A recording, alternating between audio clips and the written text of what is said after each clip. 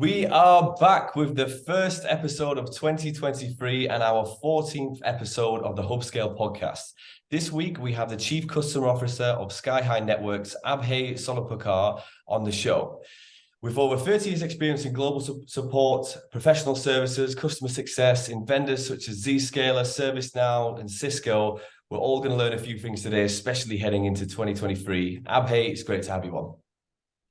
Thank you so much, Elliot. It's such a great pleasure to be on a call with you and sharing some of the best practices and experience with our fellow members.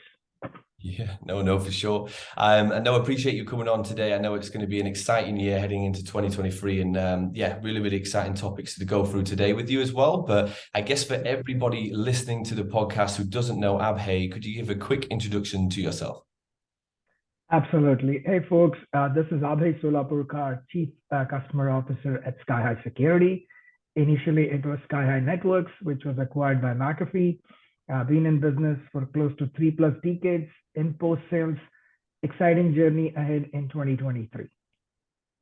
Awesome. No, that's fantastic. And I know obviously you was at Skyhigh before, then through the acquisition, then now back at Skyhigh again. So tell me a little bit about Skyhigh's mission and number one, why you came back as well. Absolutely. I mean, Skyhigh Networks was a fantastic endeavor, put together by very great founders to focus on cloud access security broker. That was the initial construct with which the company was put together. We were the pioneers, innovators in that space, leaders in the Magic Quadrant as defined by Gartner. And as we got to a pivotal point in the journey of any startup, we got acquired by McAfee. And we became part of the McAfee's cloud security business unit. But over a period of time, as you know, industry changes. There are more puts and takes. There are investments, divestitures. Skyhigh, McAfee actually went public. Then we got sold to STG, Symphony Technology Group. And then Symphony Technology Group renamed because there was a McAfee consumer side and a McAfee enterprise side. The McAfee enterprise side got branded as Trellix.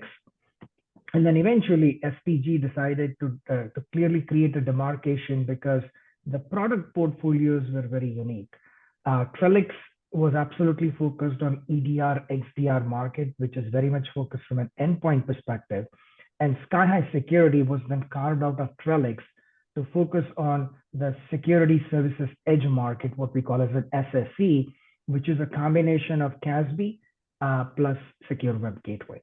And that is how Skyhigh Security was born. Thrilled to be back at Skyhigh Security. We are one of the pioneers and in the SSE space. We have been identified as a leaders by Gartner in the SSE space. And this was simply a fantastic opportunity to look at both from an innovation perspective, but also to solve some of our customers' problems. I mean, data security is a very important topic. And if you look at our vision is to protect world's data. So we are building cloud native solutions where our unique platform capabilities are going to allow large strategic customers and our partners to secure the customer's data, irrespective of where you are. So you could be accessing, collaborating from any device, anywhere. We don't focus on access. We focus more on how do we secure your data so that your privacy, your security, your compliance, all these aspects are well addressed from a platform perspective. We are truly a multi-cloud capability, so we can look at the data from multiple clouds, whether you're sitting in Azure, whether you're sitting in AWS, or whether you're sitting in a Google Cloud. This is something which is very unique of Skyhigh Security. Yeah, no, for sure. No, I've been watching Skyhigh for a while, and we've known each other for a few years now as well, even back at your previous time there. But yeah, no, it's been an amazing journey with watching how you've kind of grown as well. So no, absolutely awesome stuff. And so a really important topic today, I think, is going to be diving into a few things, but one of them is the role of a chief customer officer, because obviously you're looking after everything from support to customer success to professional services. And if you look at some typical roles, you have that kind of spread across multiple areas as well. So I'd just like to know a little bit more, and for everybody listening, about the actual role itself of a chief customer officer. Absolutely. I mean, it's a very unique evolution in the role of support and customer success and PS into a chief customer officer role. But if you broadly look at it, it's all about providing that rich experience to the customer so that they can derive maximum value from the product. I mean, those days are gone where you can put in a box like a Cisco router or a Juniper router and you let it run. Today, customers have got a lot of choices, and this is a service. And when you want to provide a service, the quality of the service, the customer experience is very important. So the chief customer officer role is basically a lot more complex, but it can be simplified when you start looking at what is the value you want to provide to your end customers. Customers buy your product when they love the experience. There's nothing called as a perfect software. You're always going to have some challenges, some issues, but how do you react? How do you mitigate? So how do you put together a customer lifecycle framework is where the chief customer officer role becomes critical, because that is where you define what the outcomes are. And it's an interesting opportunity. I mean, you're going to see this more evolve even a lot more as we get into more digital transformation, as we get into more bringing automation into customer success, customer support, and professional services. Yeah, no, for sure. It's definitely an exciting role as well, and it's a real strategic position, because I know you and I have talked about in the past as well. I mean, you're reporting to the CEO, you're presenting to the boards and everything along those lines as well. So tell me a little bit more about that side of it then, because obviously it's a really senior role, C-level position within an organization. How can you have that strategy, and how can you really drive the business forward as a CCO? Absolutely. So if you step back for a minute, every company is trying to do two things. One is they're trying to expand their footprint into the market by looking at how they can acquire more customers. And then the second piece of the puzzle is with your existing customers, how can you create more upsell, cross-sell opportunities? When you look at these motions, and typically one is called as the hunting motion, the second is called as the farming motion. And customer success as a group, which is a combination of multiple functions, whether it's CSM, professional services, global support, global TAM, each of these functions have a very critical role in terms of how you operationalize certain things, how you react to a support ticket, how do you get the product deployed, and how do you create that orchestration across the install base so that they get the value from the product. So when you look at these all elements, right, it becomes very critical to understand how you're going to focus on retaining the customer, because unless you retain the customer, you cannot create an upsell, cross-sell motion. So the focus has to be first on retention. And when you peel that onion a little bit further, retention is nothing but creating that value for the customer from the time they purchase the product, operationalize the product, and then how do we make sure that that value is consistently seen so that we can present them best practices based on verticals. So you can clearly see that the impact at the highest level is retention, which is, if you look at it purely from a dollars perspective, you can call it as gross dollar retention.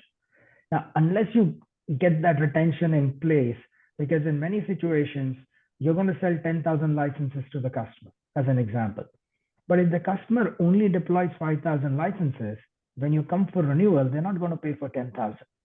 So the operationalization function becomes so important. So at the highest level, whether it is the CEO or the board, they are consistently looking at, hey, what's our net renewal rate? What's our gross renewal rate? Because once you hit the renewal rate at north of 90%, that's recurring revenue. Because hunting takes a lot of time. I mean, large whale hunting is almost like a 9-month process. So in this context, this particular role becomes even more strategic, because one is from an operationalization perspective, you have to make sure all these functions are working as one cohesive unit on providing the rich experience of value to the customer. On the second part is, if you have great customers, happy customers, then it is becoming going to be a lot more easier for your sales to create a lot more sales, better velocity from a sales perspective, right? Because you can use referenceability. Yeah. You can leverage customers through an advocacy function where peer groups and peer CISOs always talk about quality of products, quality of service. So in large, this group plays a very important role in ensuring that one, you drive retention, which will lead to upsell, cross-sell. And as you drive customer referenceability, these customers are going to become references for your prospects. And that's how the whole ecosystem works. I mean, I'm sure you've gone through the experience when someone says, hey, this particular iPhone is great, or this particular motorcycle is great. You get influence, right? At the end of the day, it's the influence, right? And that's how, you go to a restaurant, you see a Michelin rating and oh, this is a classic restaurant. So the influence that the peer groups create becomes very important, and that is all based on the experience that these functions provide. And that's where you can see the difference, right? That how this role has evolved, where the CRO and the CCO work very closely as two in the box, both focusing on customer experience, but both coming up with different dimensions. One focusing more on upsell, cross-sell, one focusing more from a retention perspective, so that the upsell, cross-sell becomes a lot more easy.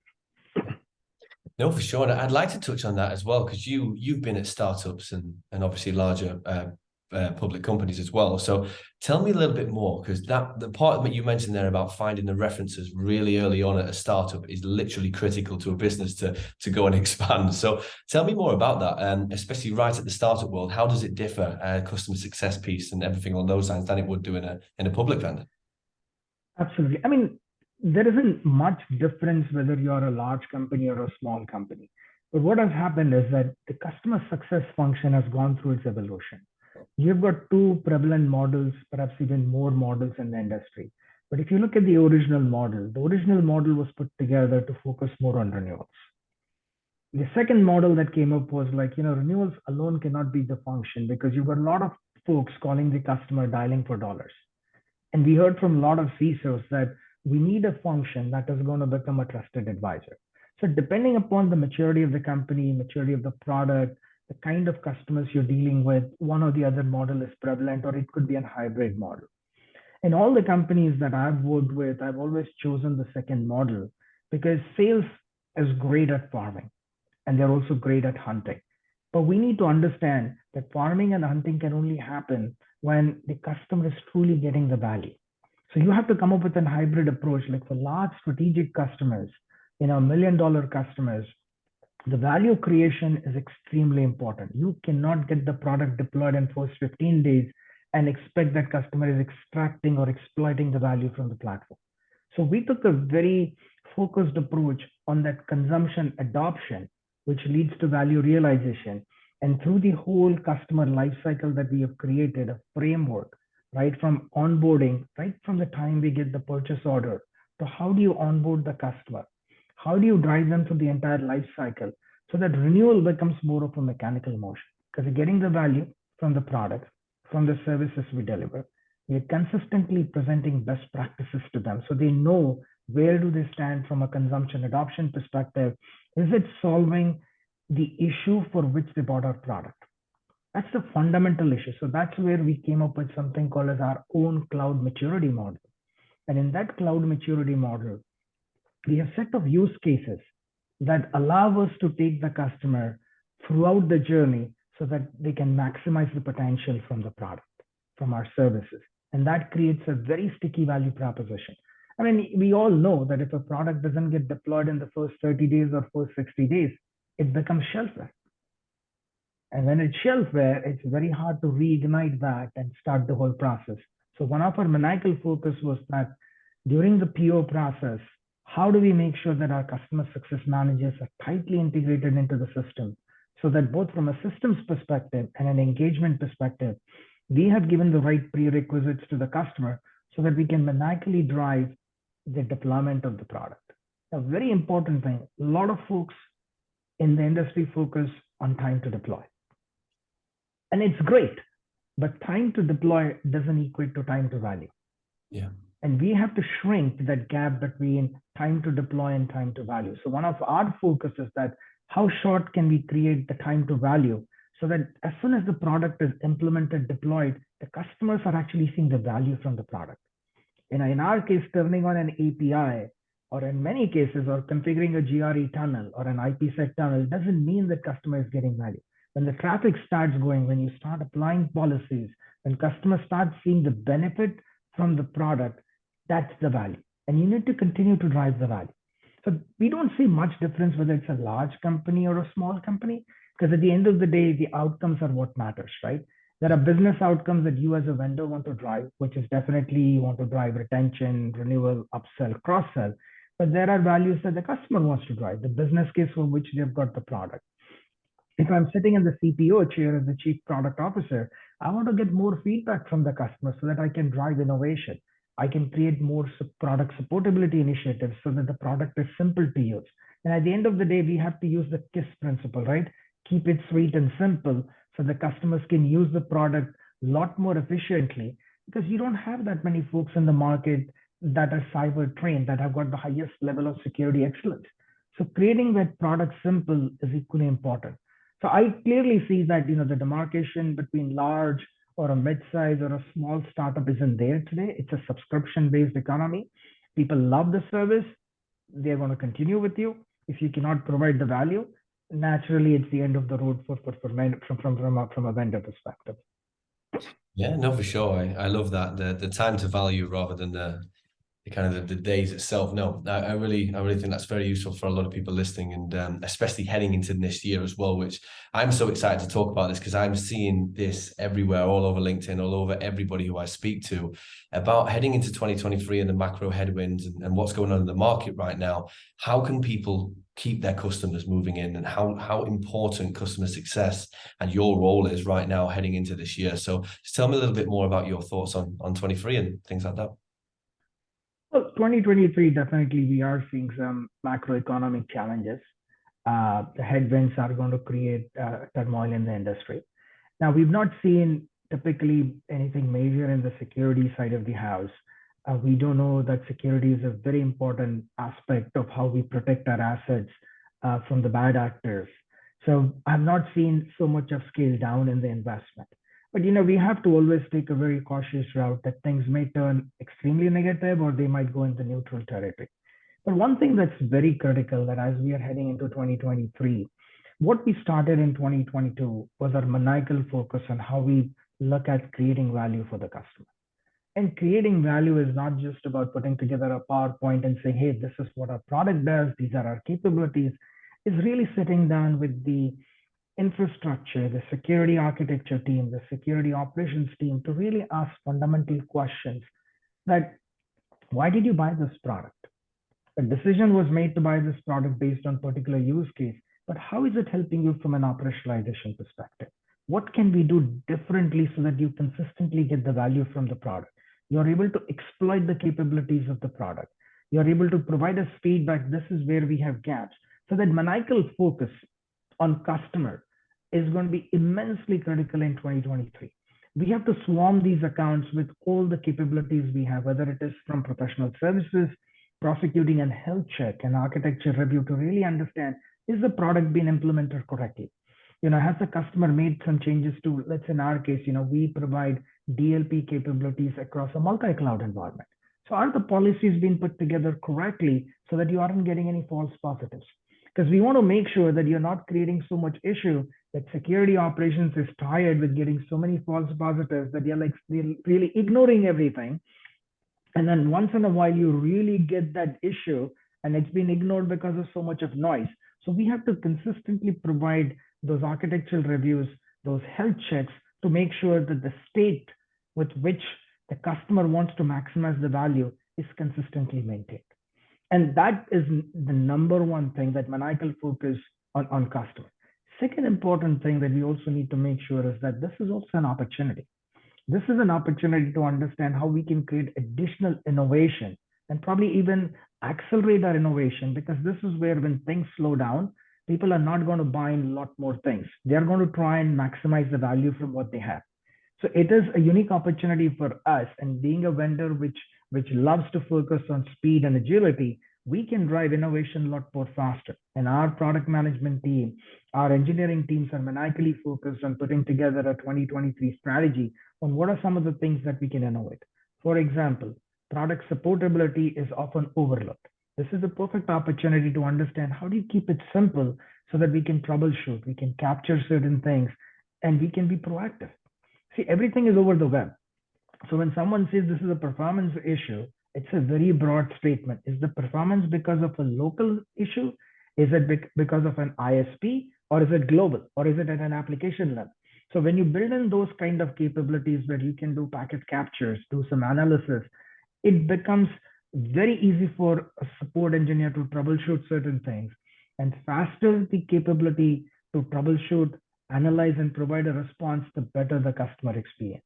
So we definitely think innovation is the other thing.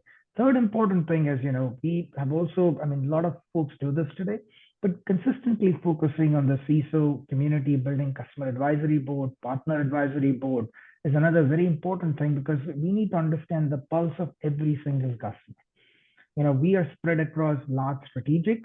We are also focused on mid-tier accounts, and we don't want to lose sight of feedback coming from our mid-tier customers as well. So from our perspective, it's all about engaging across the board, driving innovation, and at the same time maintaining that maniacal focus on execution. I mean, that's how we're looking at 2023. And then, you have to look at every outcome. You'll have to manage your operating expenses, etc. But those three things are going to be absolutely critical. And then you can package all these things with corporate marketing, creating those wonderful messages so that our customers, our partners continue to hear, what we are doing from a product innovation perspective, what's our release cycle. We want to be as proactive so that the customers are not surprised when we upgrade our cloud environments. We exactly know what are the new features coming in. And our corporate team marketing team does a wonderful job of hosting webinars, creating the marketing theses for customers. So it's going to be an interesting year for 2023. Yeah, no, for sure. And I think all of them points there are literally critical as well. Spending way more time with the customers, finding out the problems that they're having, and of course pushing new innovation into the market as well, which is just awesome. Although obviously it's a tough time with everybody being laid off in the market, but by the end of next year, I'm always an optimist when it comes to like this, just being a recruiter anyway. But I think by the end of next year, I think hopefully things will be picking back up on that front. But then again, you've got all this innovation that happens from all across these companies as well. So yeah, it's all absolutely awesome. And I guess the next tip that I want to go into as well is you've had so much experience, 30 years that we've discussed before across multiple vendors. And of course, being a recruiter, I always have to ask this type of question about building teams and your tips that you've learned all over the years. So how do you build an effective customer success team as well as professional services as well? Yeah. And then, there's no magic formula for that, but, as you learn through experiences, and every experience teaches you how to take some corrective actions, right? I mean, some of the things a lot of folks probably will appreciate is that you learn through your failures. And, having been in this business for a very long time, I had my set of failures, and I've learned a lot through them. When I look at customer success as a function, as a practitioner, depending upon the size of the company, depending on the maturity of the product, and so on and so forth, you have to look at individuals that are really going to provide value and be in a position to provide that orchestration function that can proactively provide information on the product, the capabilities of the product, and drive that mentality with the customer on how to extract the capabilities of the product. It's a very unique skill. It's a business consultative skill where you're trying to, you're not doing the marketing of the product, but you're looking at it more in terms of the consultative way of how you can extract the value of the product. When you look at PS, right, it's purely a way of how you want to deploy. So somebody who has got that architectural mindset, somebody who can get into the nitty-gritties of the product and clearly define it, this is the use case, this is how we're going to deploy the product, this is how you can get the value. So at large, if I look at a baseline structure for each function, right, technical excellence, business excellence, and operational excellence becomes the cornerstone. Because if you're a good customer success manager, you exactly know how to define an onboarding process for your customer. There are systems and tools that are available to you, but you need to understand those basic elements of what is onboarding. It is an orchestration function. You don't play the piano, but you are going to make sure the piano player is equally playing with the flute, with the other bass players, and that is how you have to drive it. And in the case of CSM, you're working with PS, you're working with support, you're working with TAM, you're working with sales, SEs, reps. So it is a very critical function that you have the collaboration, communication piece of the puzzle, along with the basic technical excellence so that you can maneuver these things. So when I look at building organizations, I typically take a broad view of first, let's take a look at where our install base is, right? And typically we know 60 to 70% of your install base is North America, and then the rest of the world. But then as you cross the boundaries, as you get into the Atlantic side of the house, as you get into Asia Pacific, the language dynamics comes into picture. And Japan is very unique. Having spent time in Japan, you need to know the local language, the local construct. Similar things apply in Europe as well. Spain and France are very unique. So you have to take a broader view of the technical excellence, the business excellence, along with these regional dynamics, the cultural boundaries that are equally important, and then put together a structure so that you are able to provide that local view to your customers, keeping in mind the global perspective as well. Because you are a global company, you're not going to create processes for a particular region, but once you create the global processes, the global execution, the global framework, you are allowed to create that level of customization based on the regional asks. Because there's a language construct, there's a cultural construct, all these things add, and you have to keep all these data points into consideration.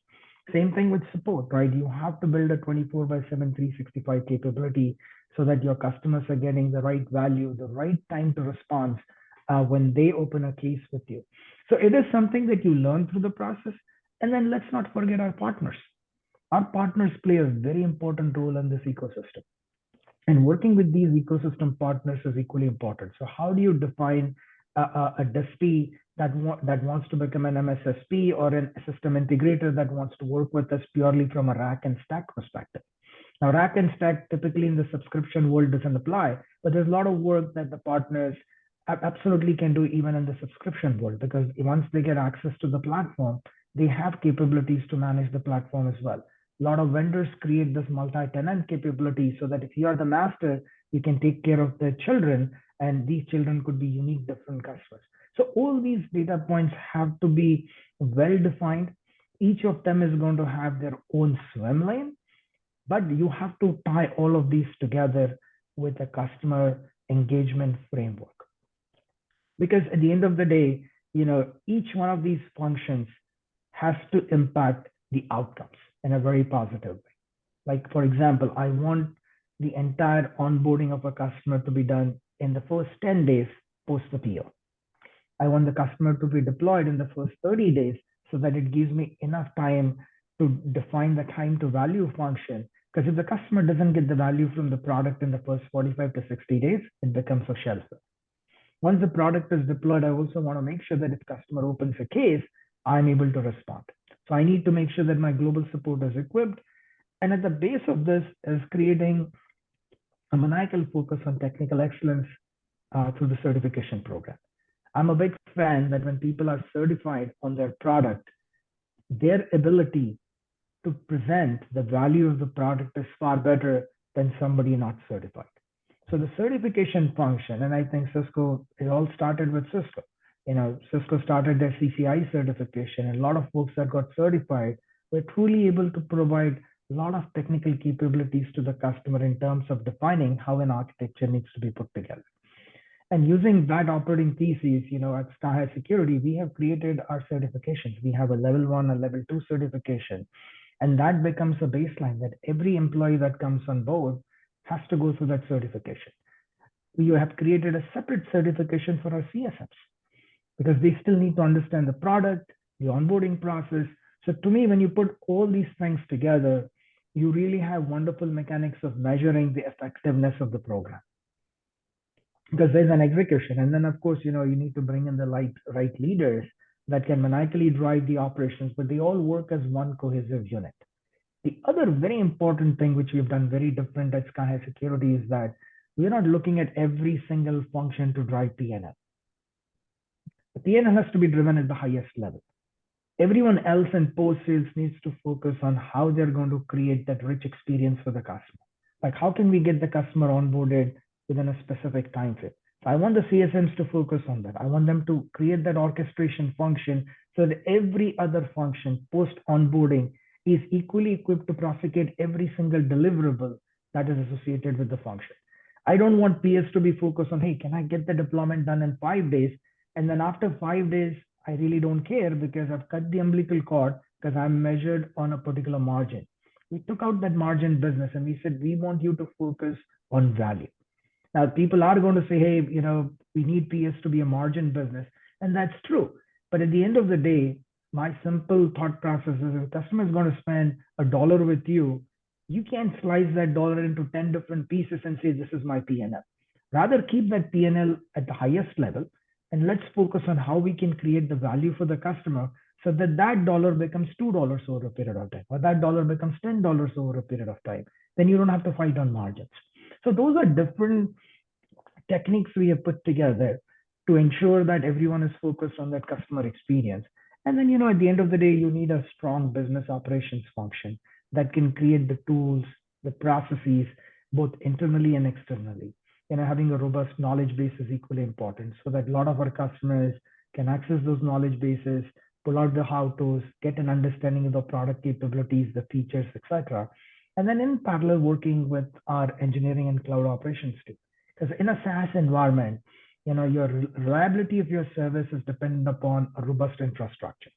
So how you partner with your cloud operations team so that one, you can show the high availability. So building multiple POPs, creating the resiliency, creating the HA capabilities are extremely critical. So all these facets ultimately help you in building a great customer success function, which acts as one cohesive unit, which is ultimately focused on providing value to the customer, rich customer, and quality of response. Because when these things come together, your retention, your renewal, your upsell motions become a lot more easier. Yeah, no, for sure. And I think it's awesome there because you mentioned a couple of times about everybody working together and everybody working fluidly. And I think that's a huge part of the process, even when you're looking to hire people and going through the process with individuals. I'd like to just ask you that question. How do you identify somebody who can work in that environment, especially throughout the hiring process? Because that sometimes can be very difficult. It is. People continue to be in their own swim lanes, but this is where, as a leader, you have to continue to reinforce that, this is a team of Navy SEAL. You have to play your position consistently, but at the same time, you have to focus on the broader vision and the broader mission. And you have to reinforce this. Some of this cannot be taught in a business school of how you work together as a team, right? This is something that as leaders, we'll have to enforce, coach, nurture people, because, most of the leaders come in with good experience. Some of the things cannot be taught. They have to be learned through the experience. So for example, I often continue to talk to my leadership team that, hey, we got a PO yesterday. Do you think we have deployed the customer? Have we welcomed the customer? And if the concern is why, and if the concern is, hey, we cannot do that, let's understand the why. Let's understand what can be done. Because unless you ask their whys, the hows, the whats, you're not going to be in a position to really understand what their problems are. So as a team, we have to not only just focus on, everything is working well, but we have to also focus on what are the things that we need to improve upon. Do the handoffs from one function to another work as smoothly, as flawlessly as one would expect? There's a lot of greasing of the machines that needs to be done. It's not going to work as a well-oiled machine day one. You have to go through various, steps. You have to go through reinforcements. You have to identify what the flaws are, what the lacunas are, and then every step in the way, you have to take some, you have to take some corrective actions.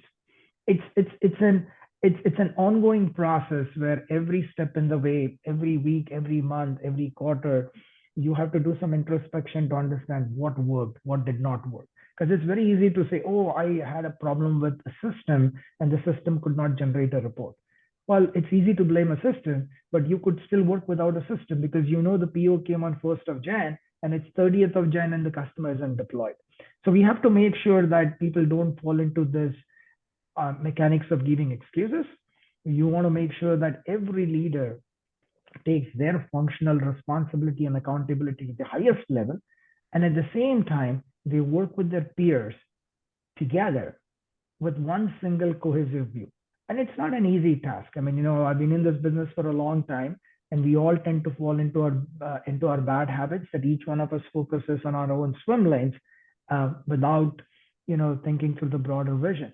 This reminds me of a great movie that Stephen Covey had talked about, which is A Bridge on the River Kwai.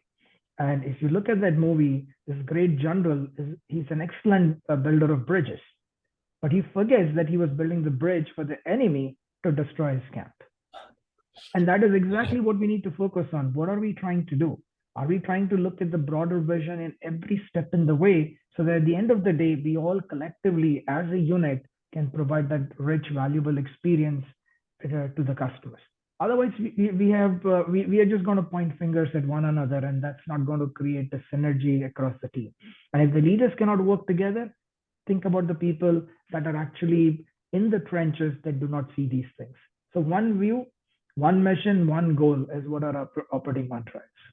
Yeah, no, I really love that. And even myself, I know we're a lot smaller business, but it's about building where everybody can kind of play a part in the ecosystem, but also everybody working together as well in a kind of a fluid way. But yeah, there's problems that do come with that, I'm sure, especially a larger organization like Skyhigh as well. But so I guess that kind of brings us on really nicely to the next part then, because you mentioned really on earlier on about the farming and the hunter side of things. I'd love to dive into the details with you about the partnerships, well, customer success partnerships with the sales organization, especially on the hunter side. So tell me a little bit more about that. Yeah, I mean, sales partnership is absolutely critical to the business. I mean, I look at it in multiple dimensions. Me and my peer, my chief revenue officer, we are like two in the box.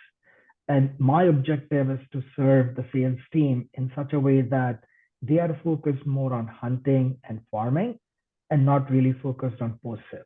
Now, yes, in an ideal world, we would like every salesperson to just focus on sales initiatives. But in a real world, we have to also take a pragmatic view. Yes, 15 to 20% of sales engagement is going to be on post sales for a very simple reason that they have great relationships with the strategic customers, both at a tactical level and strategic level. But the operating mantra for my team is, can we reduce that 15 to 20% to 10%? Because the more time we take away of a sales rep on a hard issue or a technical issue, we are taking them away from their core focus. So my relationship or my engagement with my peer has always been, every issue that comes into you, just send it to my team or send it to me. And we will take the ownership, we will take the responsibility, and we will come back to you and appraise you about what the situation is. Now, that is more at a tactical level. At a strategic level, our goal is to make sure that before that issue occurs, can we mitigate that issue? So that way, we don't have to get into a situation where we need the sales execs, we need support, engineering, all on the call. So that is one of the themes that is going to be a lot more critical in 2023 and even beyond, is that how can we be a lot more proactive and mitigative so that we allow our sales friends to really focus on the sales motion and not worry about anything on the post sales side. Yeah, no. It is a combination of system, process, and people, because you have to make sure that the communication happens in a consistent way so that they are appraised about what's going on at an account level. And each account provider, and we have an account view, which we call as a 360 view. And our CSMs work very closely with our account managers to keep them appraised about what's going on in the account. We have a governance that is established. But yes, it is both a tactical and a strategic relationship, and a very critical relationship, because that is where we have to partner in such a way that customer sees us as one cohesive unit. Again, I'm emphasizing on the word cohesive is because customers really don't care who they call. They call a company. And within the company, we have created these divisions that are focused on various things. But from a customer perspective, they bought a product from a vendor, Skyhigh Security. So it is Skyhigh Security is now prerogative to ensure that we provide that rich experience to our customers. Yeah, no, for sure. And I think that partnership is just key as well. I mean, even the partnership with sales and sales engineers and customer success, but I think the main kind of everything that we've gone through today is the cohesive, everybody working together, which is so critical to a business's success. Because if a customer sees that there's a bit off as well, they will get put off the company itself. So no, I think it's awesome, Abhay, and we've gone through a lot of topics today, and I think especially the heading into 2023 one's going to be really impactful to a lot of the people listening. But I think I really appreciate you coming on the podcast and going through all this information with us. And yeah, I guess maybe we'll do one later at the end of the year to see how the year's gone. Absolutely, Elliot. It's been a pleasure. And, there's a lot more information that we can share, that we can discuss. But I think we've touched on some very interesting data points. The role of CCO is going to be very critical, not only today, but in future as well. I think the partnership with sales is absolutely critical, and that is where it starts, whether it's a new sales motion or whether it is an existing customer. How we partner, how we work with our friends in sales is extremely critical. There is no simple magic formula. Every company operates differently, but the bottom line is every sales leader knows that they want to focus their teams and they want to make sure that their teams are focused on doing more new sale, upsell, cross sell. They don't want to be engaged in post sales. And that is what every CCO should be thinking about, that how can we move away from this perspective where sales is purely focused on sales motion. We need to keep them appraised about what's going on, but everything else needs to be led right from the upfront by the customer success organization. No, for sure, and it's an awesome topics as well that we've gone through. But again, I really appreciate you coming on and giving us all your wisdom as we head into this year as well. I'm sure people are going to be very grateful. But no, thank you very much for coming on, Abhay, and yeah, have a great year ahead. Absolutely, thank you so much, and you have a great year ahead as well. Thank you, everyone.